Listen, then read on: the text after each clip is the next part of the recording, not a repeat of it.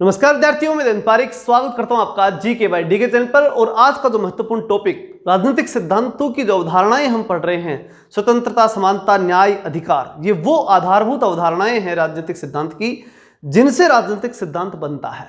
और उनमें एक चीज अपनी बच रही है, वो है न्याय, जिसे हम आज से शुरू कर रहे हैं। शायद 2 या 3 दिन में अपन कवर कर देंगे।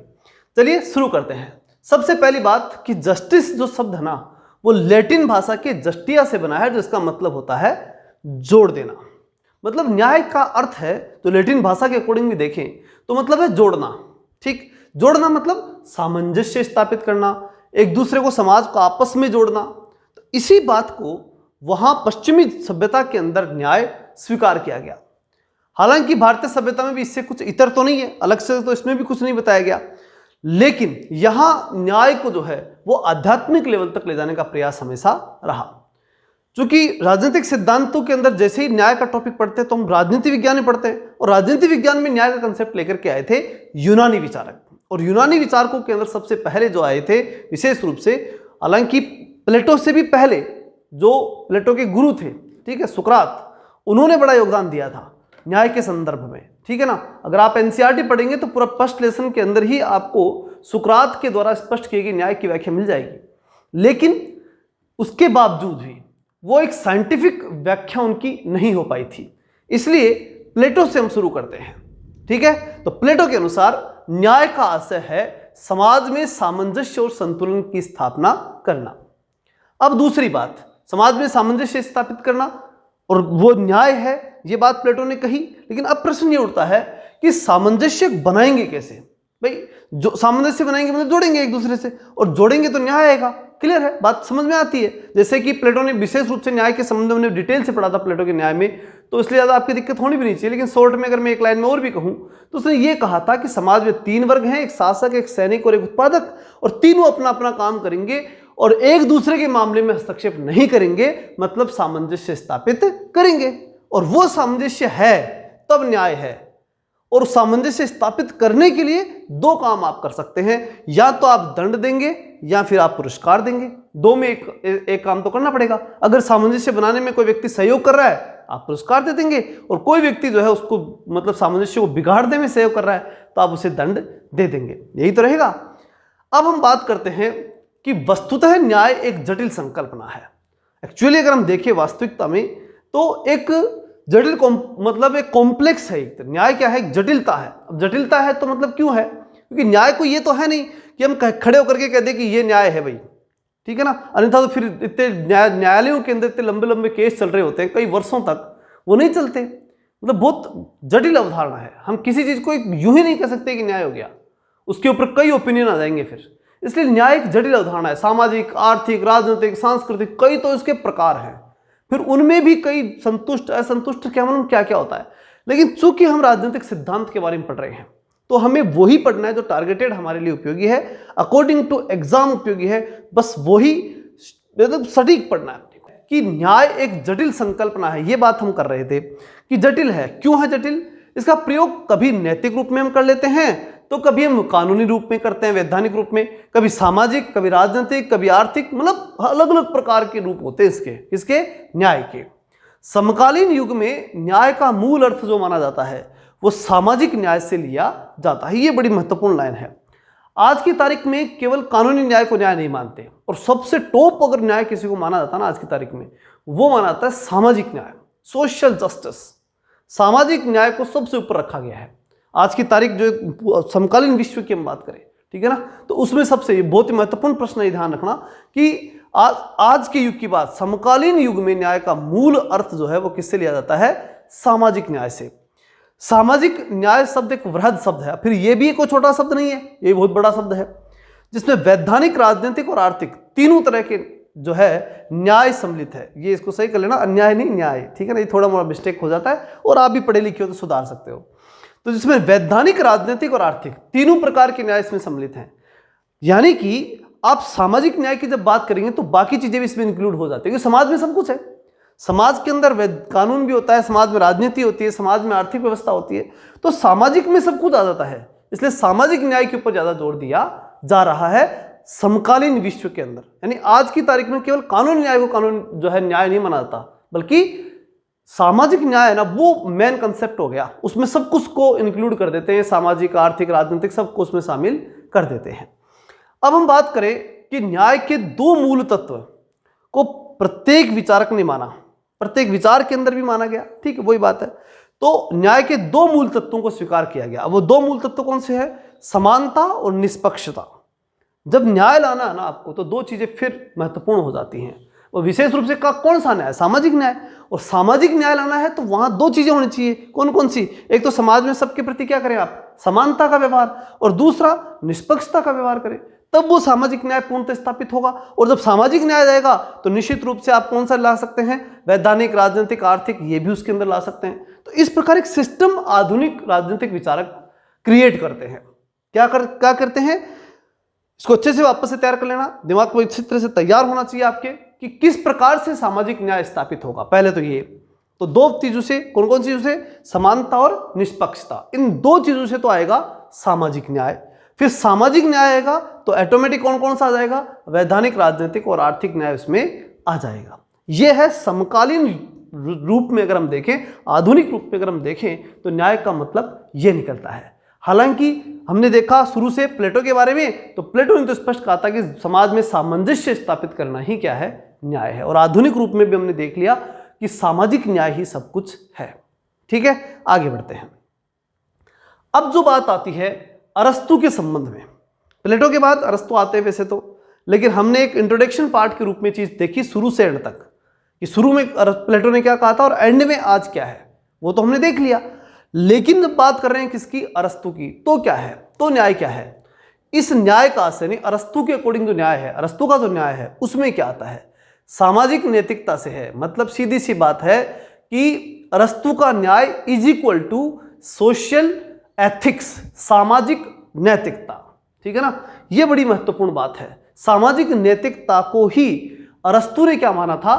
न्याय माना था। ये अच्छी तरह याद रखना। अगली बात, अरस्तु ने संपूर्ण न्याय के लिए सात्विक शब्द प्रयुक्त किया। दूसरी महत्वपूर्ण बात, कंप्लीट न्याय लाना है ना, तो सात्विक न्याय होना चाहिए। तो दो बातें उसने प्रमुखतः कही। किसने? अरस्तु ने। कौन कौन सी? सामाजिक नैतिकता और सात्विकता। वही नैतिकता आएगी तो सात्विकता तो आएगी ना। सामाजिक नैतिकता मतलब ये, इसमें अगर मैं यहां चाहूं तो एक कोष्टक बना के भी लिख सकता हूं ना, नैतिकता के साथ सात्विकता। ठीक है, तो कोई दिक्कत थोड़ी है, चल जाएगा वहां। तो वही चीज आपको ध्यान रखनी है, क्या? कि सामाजिक नैतिकता या सात्विकता, कंप्लीट जस्टिस, कंप्लीट न्याय के लिए उसने सात्विक शब्द काम में लिया था। यह बात ध्यान रखनी है। और सामाजिक नैतिकता को ही उसने न्याय माना था। ये दो बातें आपको विशेष रूप से ध्यान रखनी है। किसके बारे में? अरस्तु के बारे में। अगली बात, फिर बात आती है संशोधनात्मक न्याय। अरस्तु के न्याय के बाद संशोधनात्मक न्याय। अब संशोधनात्मक न्याय में क्या है? विधि के अनुसार कार्य नहीं करने पर राज्य द्वारा दंड दिया जाना। भाई कोई व्यक्ति विधि के अनुसार काम नहीं कर रहा, तो फिर उसको सही करना है। भाई गलत कर रहा है ना, वो तो विधि के अनुसार नहीं कर रहा तो मतलब गलत कर रहा है, और गलत कर रहा तो उसको सुधारो। सुधारो मतलब उसमें संशोधन करो। तो उस न्याय को क्या कहा जाएगा? संशोधनात्मक न्याय कहा जाएगा। अकॉर्डिंग टू लॉ अगर कोई नहीं जा रहा है, कानून के अकॉर्डिंग कोई नहीं जा रहा है, तो उसे सुधारना है, क्योंकि वो गलत जा रहा है, और गलत जा रहा है तो सुधारना है। और सुधारने को क्या कहा जाता है? संशोधनात्मक न्याय कहा जाता है। अर्थात व्यक्तियों के आचरण को सुधारने के लिए राज्य द्वारा दंड देना, दंडवत शक्ति का प्रयोग करना, वही क्या है? संशोधनात्मक न्याय है। अगली बात वितरणात्मक न्याय की आती है। अब वितरणात्मक न्याय में क्या? राज्य द्वारा व्यक्तियों में पद, अवसर, इन दोनों चीजों को, पद और अवसर जो है, उनको रेखागणितीय आधार पर भौतिक सुविधाएं वितरित करने का आधार। अब इस बात को ध्यान से समझना। दो बातें हैं, कौन कौन सी? संशोधनात्मक न्याय और वितरणात्मक न्याय। वितरणात्मक न्याय का मतलब क्या है? कि वितरण के संबंध में न्याय। यह महत्वपूर्ण बात समझ में आती है। संशोधनात्मक का मतलब कि कोई गलत कर रहा है तो उसको सही करना है, सही करने के लिए न्याय करना है, तो संशोधनात्मक न्याय है। लेकिन वितरण करते समय न्याय करना है कि किसी के पास ज्यादा है तो उससे लेना है और कम है उसको देना है, एक नॉर्मल लैंग्वेज में अगर हम देखें तो। ठीक, अब इसको ध्यान से समझना। क्या कहता है? राज्य द्वारा व्यक्तियों में, राज्य देगा, कौन क्या देगा? पद देगा, अवसर देगा। अच्छा, कैसे दे? रेखागणितीय आधार पर भौतिक सुविधाएं वितरित करें। रेखागणितीय आधार क्या होता है? बिल्कुल नाप करके, एक्यूरेट, जैसे हम पॉइंट टू पॉइंट डिग्रियां नापते हैं ना एकदम। रेखागणित के अंदर क्या होता है? एक एक लाइन को, लाइन के ऊपर खड़ा कर दे, सबको बराबर नापते हैं। ठीक है। तो बराबर नापने वाली जो कंडीशन उसे रेखागणितीय आधार माना जाता है। और उस रेखागणितीय आधार के ऊपर, ठीक है, अगर आप सबको अवसर देते हैं, ठीक, और सबको पद देते हैं, तो वो क्या कहलाता है? वितरणात्मक न्याय कहलाता है। मतलब वितरण के संबंध में क्या होना चाहिए? न्याय होना चाहिए। ये बात कौन मान रहा है? अरस्तु, जिसका समर्थक भी है। कौन? अरस्तु। कैसे? वो भी देख लो। अरस्तु के अनुसार समाज में सेवाओं और पदों का वितरण व्यक्ति द्वारा समाज में किए गए योगदान से निर्धारित होता है। तो वितरणात्मक न्याय के अंदर जब आप न्याय का वितरण करते हैं, ठीक है, तो वहां हम पढ़ते हैं अरस्तु को, और अरस्तु ने उस वितरणात्मक न्याय के तहत बताया था समानुपातिक न्याय। तो वो क्या है? समानुपातिक मतलब इतना समझ लो कि जिसने जितना योगदान किया ना समाज में, उसको उतनी चीजें मिलनी चाहिए। समझ में आ रही है? मतलब जितना काम करोगे उतना मिलना चाहिए।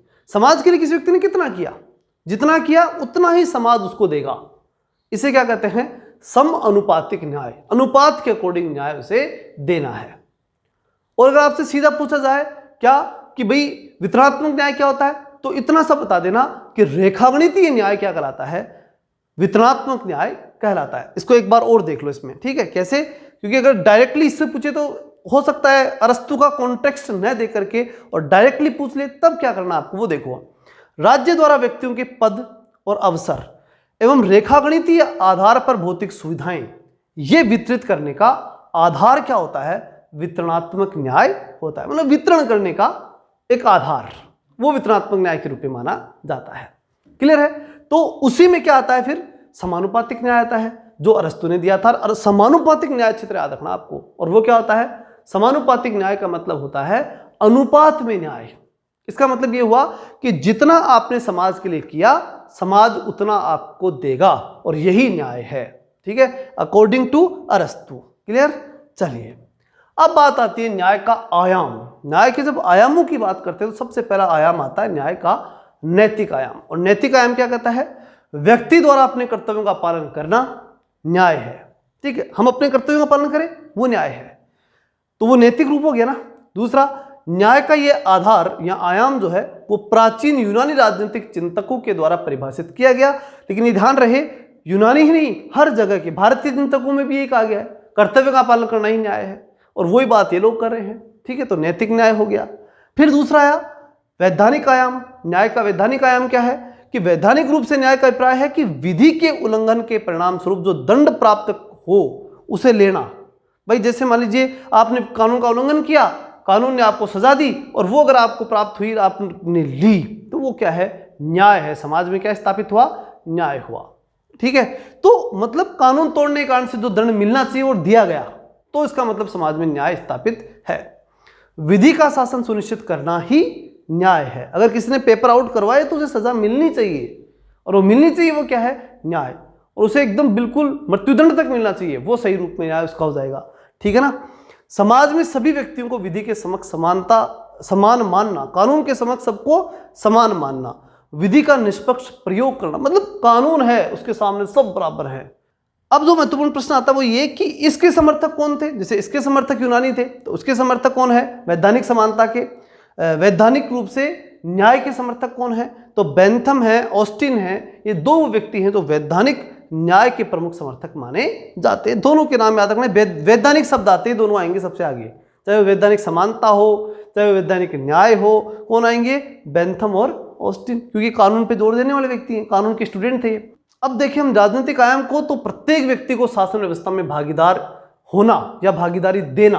अगर हर व्यक्ति को राजनीतिक व्यवस्था में भागीदारी देते हैं, चाहे वो चुनाव में खड़े होकर के, चाहे वोट दे करके, चाहे वो किसी राजनीतिक पद को प्राप्त करके या वो सरकारी पद प्राप्त करके, कैसे भी अगर उसे दिया जा रहा है, भागीदारी दी जा रही है, तो क्या है? वो राजनीतिक न्याय है उसकी योग्यता के अनुसार। लेकिन ये जरूरी है, ठीक है ना, हर किसी को उठा करके दे देना तो फिर तो गड़बड़ है।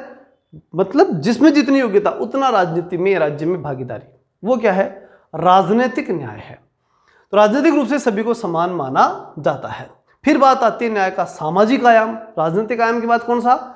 सामाजिक आयाम। और उसमें क्या होता है?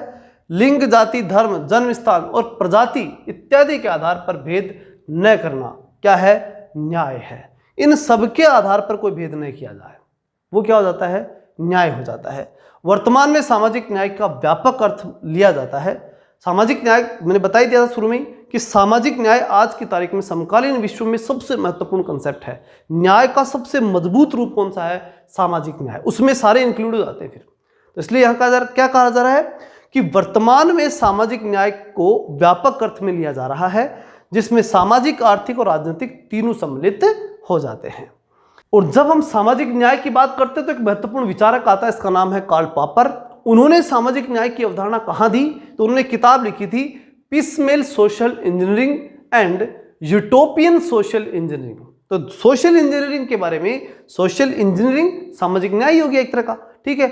सामाजिक रूप से सामंजस्य स्थापित करने को ही सामाजिक न्याय कहते हैं। तो सोशल इंजीनियरिंग ही क्या है? सामाजिक न्याय है। अब इसके लिए दो बातें उसने कही, क्या? पीसमेल और दूसरा यूटोपियन, एक कल्पना के रूप में भी, ठीक है ना, उसको स्वीकार उसने किया।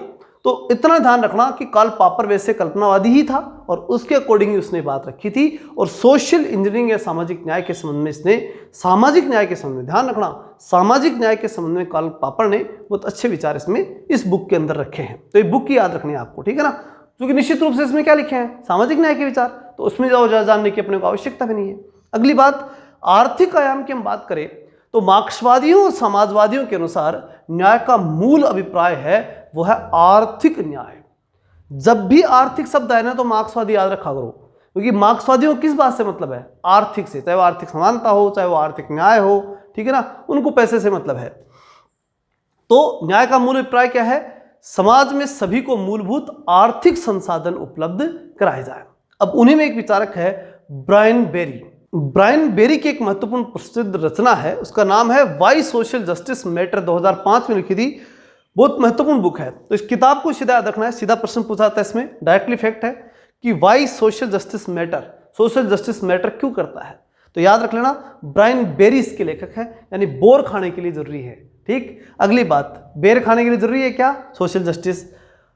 करेंसी ऑफ डिस्ट्रीब्यूशन जस्टिस, यानी बंटवारे के संबंध में करेंसी की बात हो रही है। तो ये जो है, इस शब्द का प्रयोग, शब्द वाक्य जो है, इसका प्रयोग किया था कोहन ने। ये ध्यान रखना, ये भी डायरेक्ट प्रश्न आता है। तो दोनों फैक्ट के रूप में क्वेश्चन आते हैं।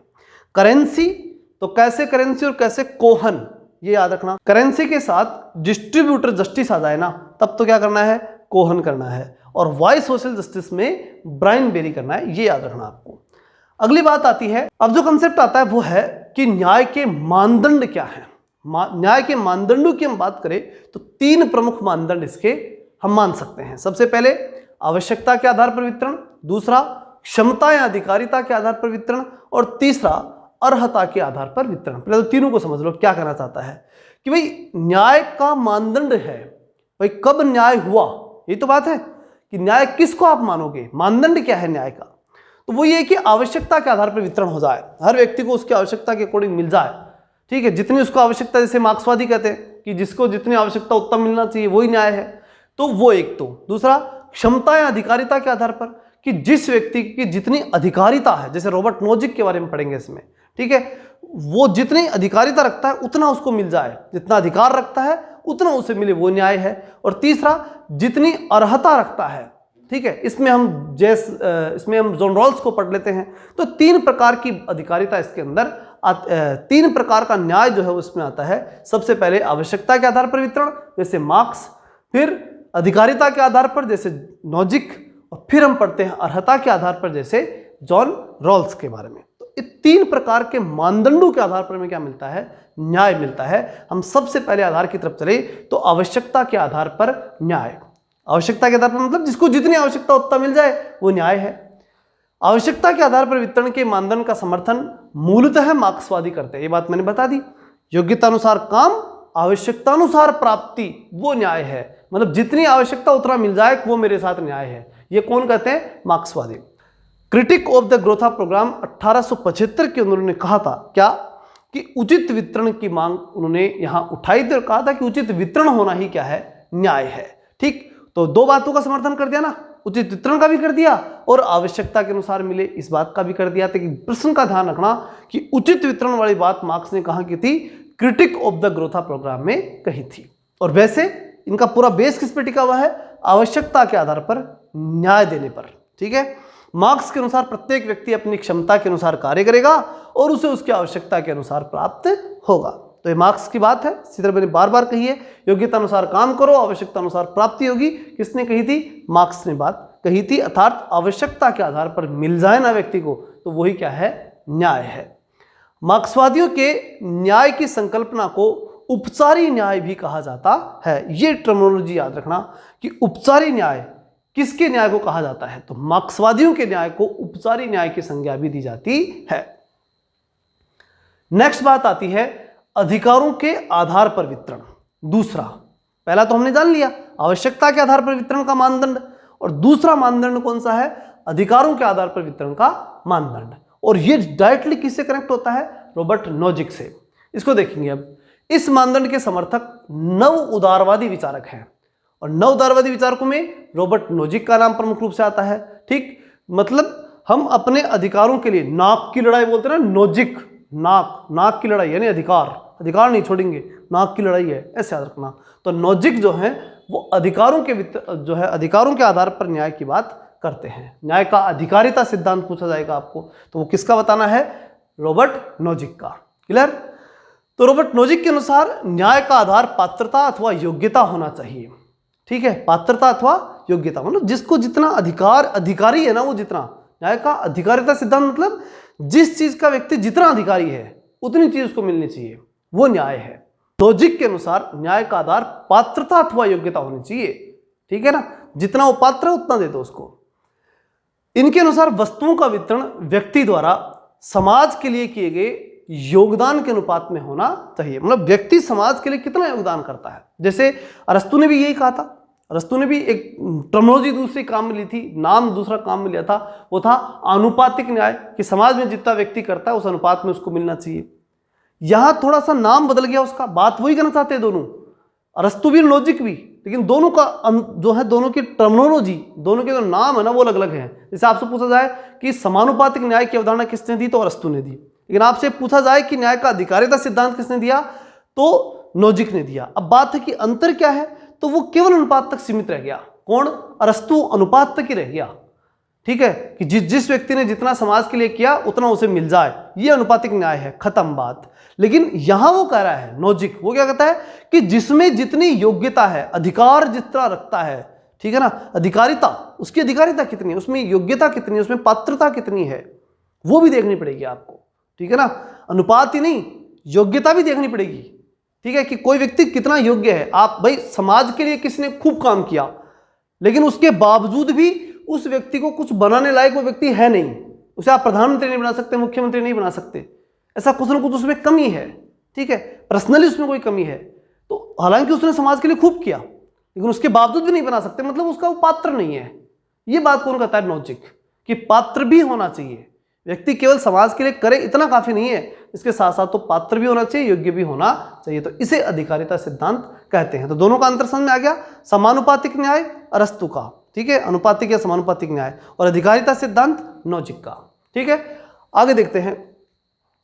तो न्याय का आधार पात्रता अथवा योग्यता होना चाहिए। इसके अनुसार वस्तुओं का वितरण व्यक्ति द्वारा समाज के लिए किए गए योगदान के अनुपात में होना चाहिए। यह बात तो अरस्तु की ले ली उसने, लेकिन इससे पहले वाली बात कौन सी? योग्यता अथवा पात्रता वाली बात खुद ने अपनी तरफ से पहले रखी थी, कि पहले तो पात्र और योग्य होना चाहिए, ये देखो आप। ठीक है, और फिर वो पात्र है तो फिर देखो किसने समाज के लिए कितना किया, और जितना किया उतना उसको दे दो, अगर वो पात्र है तो। ठीक, अगली बात, इसे क्या कहा गया? न्याय का अधिकारिता या पात्रता सिद्धांत कहा जाता है, जो किसने दिया? नोजिक ने दिया। अच्छे से याद रखना। इनके अनुसार प्रचलित व्यवस्था के अंतर्गत जो व्यक्ति जिस वस्तु का अधिकारी है उसकी सहमति के बिना, भाई जैसे मान लो कोई व्यक्ति किसी चीज के लिए बहुत अधिकारी है, कोई व्यक्ति को आप प्रधानमंत्री लायक वो आदमी है, तो कम अगर आप उसे नहीं बना पा रहे, कोई पॉलिटिकल प्रेशर हो सकता है, कोई रीजन हो सकता है कि उस व्यक्ति विशेष को जो बहुत योग्य है, प्रधानमंत्री लायक है, लेकिन आप नहीं बना पा रहे उसको, राजनीतिक कारण हो सकता है। ठीक है, तो उसकी सहमति लो, उसकी सहमति के बाद किसी दूसरे को बना दो। ठीक है ना, तो वो चलेगा। कौन कर रहा है? नोजिक। तो ध्यान से देखना, इनके अनुसार प्रचलित व्यवस्था के अंतर्गत जो व्यक्ति जिस वस्तु का अधिकारी है उसे उसकी सहमति लिए बिना किसी दूसरे को हस्तांतरित नहीं किया जा सकता। सहमति लेकर के चेंज कर दो, बिना सहमति के हस्तांतरित नहीं कर सकते। नोजिक के अनुसार न्याय का आशय निम्नलिखित नियमों से है। नोजिक के अनुसार न्याय का आशय क्या है? न्याय का मतलब क्या है? तो पहला, संपत्ति का अर्जन वैध होना चाहिए। संपत्ति का अर्जन क्या होना चाहिए? वैध, अवैध नहीं होनी चाहिए संपत्ति, ठीक है ना। अर्जन सही तरीके से होना चाहिए। फिर संपत्ति रखो, क्योंकि फिर उस संपत्ति पे आपकी क्या है? अधिकारिता है, उसके लिए आप पात्र हो गए। ये बात कौन कहता है? नॉजिक। दूसरी बात, संपत्ति का हस्तांतरण वैध होना चाहिए।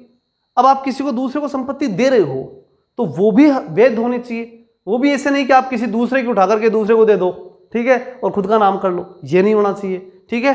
तो संपत्ति का हस्तांतरण वैध होना चाहिए, संपत्ति का अर्जन वैध होना चाहिए। और यदि संपत्ति का हस्तांतरण वैध नहीं है या फिर दोनों में से अर्जन और हस्तांतरण दोनों ही वैध नहीं है, ठीक है, तो इस संबंध में दंड का प्रावधान भी होना चाहिए। यह बात कौन कहता है? नॉजिक कहता है। मतलब नॉजिक विशेष रूप से अधिकारिता किस पे दिखाता है? संपत्ति पे। संपत्ति की बात तो विशेष करता है, हालांकि वो हर क्षेत्र में देखता है कि पात्र व्यक्ति को ही दिया जाए, अधिकारी व्यक्ति को ही चीज दी जाए, ठीक है ना। ये बात तो हमेशा कहता है, लेकिन विशेष रूप से चर्चा किसकी करता है? संपत्ति की। नॉजिक ने आत्म स्वामित्व के सिद्धांत का भी समर्थन किया। ये बहुत महत्वपूर्ण लाइन है, आत्म स्वामित्व, ठीक है, खुद के ऊपर स्वामित्व होना चाहिए, इस बात का भी उसने सपोर्ट किया था। अतः न्याय का सरोकार वितरण से नहीं है। अब ये देखो, ये वितरणात्मक न्याय का समर्थक नहीं है। वितरण के समय न्याय का समर्थक नॉजिक बिल्कुल भी नहीं है। वो तो ये कहता है कि जिसकी योग्यता ना उतना उसको उतना दो, वितरण के चक्कर में मत पड़ो, ठीक है ना। वितरण की चीज ही नहीं है न्याय। तो न्याय का सरोकार वितरण से है ही नहीं।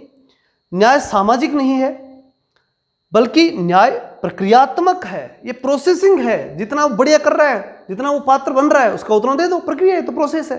कौन कर रहा है? नॉजिक। नॉजिक प्रक्रियात्मक न्याय की बात करता है, ठीक है ना। ध्यान रखना, किसकी नहीं करता? वो जो है वो सामाजिक न्याय नहीं मानता, वो न्याय को जो है वितरणात्मक नहीं मानता, बल्कि क्या मान रहा है? वितरणात्मक की बजाय वो प्रक्रियात्मक मानता। वो कहता है कि वितरणात्मक चीज नहीं है न्याय, प्रक्रियात्मक चीज है, प्रोसेसिंग काम होता है इसमें। नॉजिक के अनुसार जो जैसे चयन करे, जिसका जैसा चयन हो, जो देखो बहुत महत्वपूर्ण लाइन है, इसको ध्यान से समझना। जो जैसा चयन करे, कोई भी व्यक्ति जैसा चयन करे, अर्थात वो उतना योग्य तो होना चाहिए ना। जैसे मान लीजिए शराबी है, तो वो शराबी शराब को चूज करेगा जा करके, तो उसको वो चीज मिल जानी चाहिए, ठीक है ना। देखो, जो जैसा चयन करे, जिसका जैसा चयन हो, ठीक है ना। समझ में आ गई बात? अब कोई व्यक्ति जो है चयन ही, आप असिस्टेंट प्रोफेसर या आप जो है नेट JRF या फिर कह सकते हैं कि आप जो है फर्स्ट ग्रेड पॉलिटिकल साइंस को चयन कर रहे हो, तो उसके संबंध में काम कर रहे हो, और उस जितनी ही आप में अधिकारिता आएगी, और जितनी अधिकारिता आएगी उसके अकॉर्डिंग आपको चीज मिल जाएगी। ये कौन कहता है? नॉजिक कहता है। समझ में आ गई बात? मतलब जो व्यक्ति जिस क्षेत्र में जाके काम करे ना, उसके अकॉर्डिंग उसे मिल जाएगा। ये बात आप भी पूरे विश्वास के साथ रहो। मैं पर्सनली भी ये बात कहता हूं आपसे, जब आप इस क्षेत्र में आ चुके पॉलिटिकल साइंस पढ़ रहे हो, तो पूरे मन से पढ़ते रहो, कुछ ना कुछ पक्का मिलेगा। लगे रहो, निश्चित रूप से, अब नहीं तो बाद में मिलेगा। लेकिन रेगुलरिटी होनी चाहिए। उस चीज को पाने की हमारी इच्छा कितनी मजबूत है, तब जाकर वो चीज मिलती है, ठीक है। तो ये था आज का एक कॉन्सेप्चुअल चीज, जिसमें दो अधिकारिता के मानदंड हमने पढ़ लिए। एक तो आवश्यकता के आधार पर, जो कि मार्क्सवादियों ने कहा था कि जितनी व्यक्ति को आवश्यकता उतना मिलेगा, और मिल जाना चाहिए, जितनी आवश्यकता उतना मिल जाना चाहिए, वही न्याय है। और नॉजिक कहते हैं कि नहीं, आवश्यकता तो क्या मालूम क्या क्या है व्यक्ति की, ठीक है, जिसमें जितनी योग्यता है ना उतना मिलना चाहिए। ये कौन कहता है? नॉजिक। अब तीसरा मानदंड जो है, ठीक, अहर्ता का मानदंड, ये हम कल चर्चा करेंगे, और कल इसको और आगे बढ़ाएंगे। दो या तीन वीडियो होंगे, इसकी ज़्यादा नहीं होंगी, ठीक है। हम कंप्लीटली 2-3 वीडियो में से बहुत इंपॉर्टेंट चीज़ें जो है कवर करने का प्रयास करेंगे। बाकी न्याय का टॉपिक बहुत बड़ा है, लेकिन अति महत्वपूर्ण चीज़ों को हम समाविष्ट करके और इसे कंप्लीट करेंगे। कुछ छूटे भी नहीं और फालतू भी ना आ जाए, ये पूरा ध्यान रखा जाता है। चलिए मिलते हैं नेक्स्ट वीडियो में, तब तक के लिए जय हिंद, जय भारत।